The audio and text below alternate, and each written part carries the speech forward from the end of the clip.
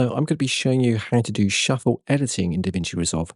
Now, what I mean by that is that you'll be able to move a clip from one position to another position in the timeline very easily just by using a key press. Let me just show you exactly what I mean by that. So have a look at this clip, and I can just shift it backwards and forwards nice and quickly and nice and fast along the timeline.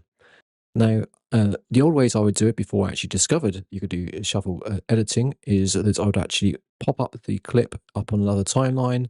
I would highlight the tracks or the clips from what's next to it. I'd move them around a little bit, and then I would reposition the clip where I wanted it, just like that. So it's kind of a little bit annoying and takes quite a while just to shift it from one position to another. But with Shuffle Edit, you just simply click on the clip you want to move. You hold down a key combination.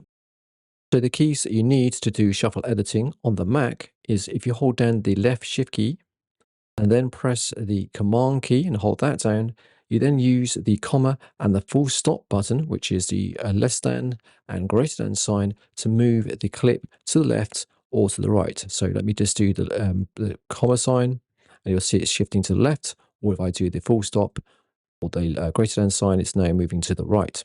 On the PC, the keys are Shift, again, left shift, and then Control rather than Command, and then the comma and the full stop key.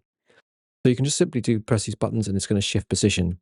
Nice and easy. Now, one thing to bear in mind is if you have some audio attached, then you might do things a little bit unexpected. So for example, where I've got the audio just here, if you are in linked mode, and let's just do that, we can see that we have the video and the audio already selected. So that's nice and easy because if I actually do a shuffle click here, it brings the audio along with it that's attached to that particular clip.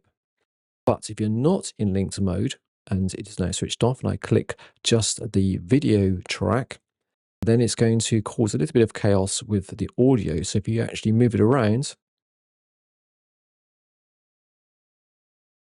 now, if you're not in linked mode, notice that it might cause a little bit of confusion with your audio tracks. Now, let's say you have a voice commentary, which I often do in my videos.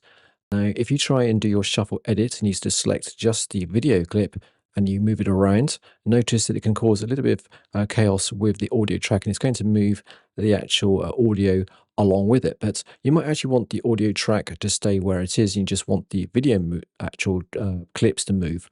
So you can actually make sure you lock the audio track before you start doing your shuffle edit, which is a case of going across to here and hitting lock track.